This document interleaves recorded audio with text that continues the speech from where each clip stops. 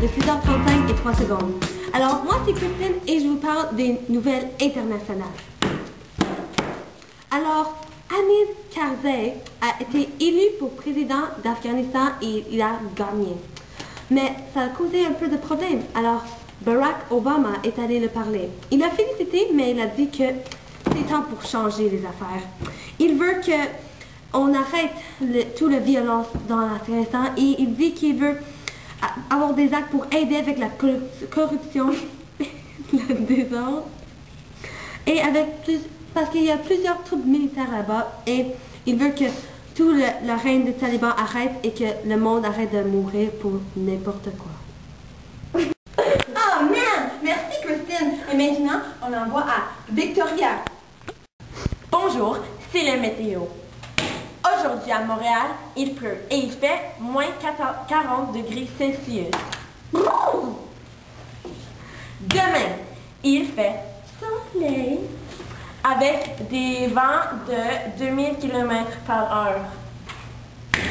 Jeudi, il fait nuageux et il fait 16 degrés Celsius. Je l'envoie à toi, Sandra. Bonjour, on est ici avec Madame Cool. Bonjour. Oui, alors, je m'appelle Madame Cool parce que moi, je travaille avec les jeunes et je veux m'identifier avec les jeunes. Je veux qu'ils pensent que je suis une de eux, puis je suis cool, puis... Ouais, ok. Où travailles-tu exactement? Je travaille à plusieurs maisons des jeunes dans la région de Montréal et j'aime vraiment ça. Et qu'est-ce que tu fais avec eux? Ben, genre, je les aide, puis... je les parle, puis on rit, puis on pleure, puis... C'est vraiment que je les aide avec leurs problèmes dans les familles, avec les drogues, avec la violence ou plein de choses comme ça. Et les enfants ont quel âge? Il peut varier de 10 ans à même 20 ans, je sais pas, mais moi j'aide tous mes amis. Et qu'est-ce qui t'a poussé à prendre ce métier? Ben, je sais pas, j'aime ça aider les enfants qui ont des problèmes parce que je veux vraiment qu'ils aient une bonne vie puis je sais pas, que ça soit cool. Et est-ce que c'est parfois, excuse-moi, c'est parfois difficile pour toi et pourquoi? Ben oui, parce que des fois c'est pas cool. Je sais pas, j'ai un problème très triste comme les parents qui se battent ou la violence entre eux, puis c'est pas cool, c'est pas cool. Alors, ça c'est l'histoire de Madame Cool. Wow, ça c'était intense. Mais maintenant, on va aller avec Christine pour le cool fait de la journée. Oh, wow!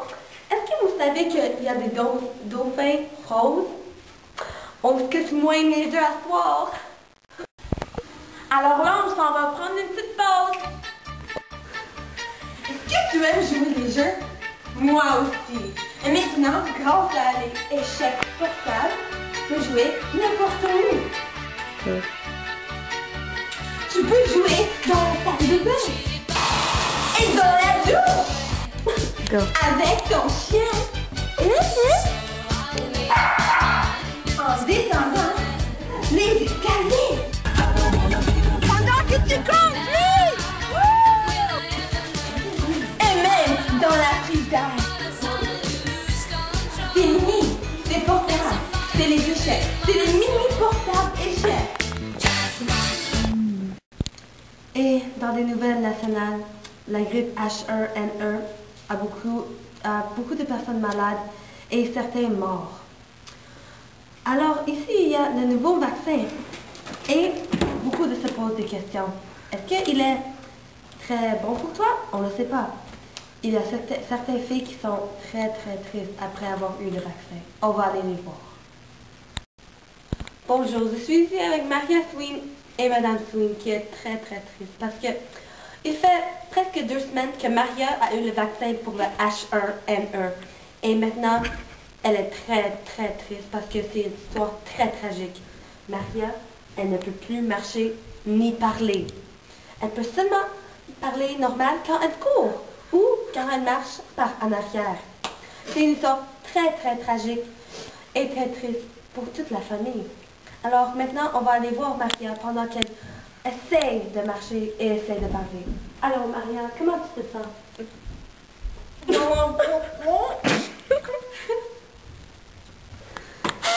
peux voir que c'est très très difficile pour elle de parler. Et là, on va aller la voir quand elle essaye de marcher. Ok, alors on est ici avec Maria qui va essayer de marcher. Viens ici, Maria. C'est très tragique pour elle.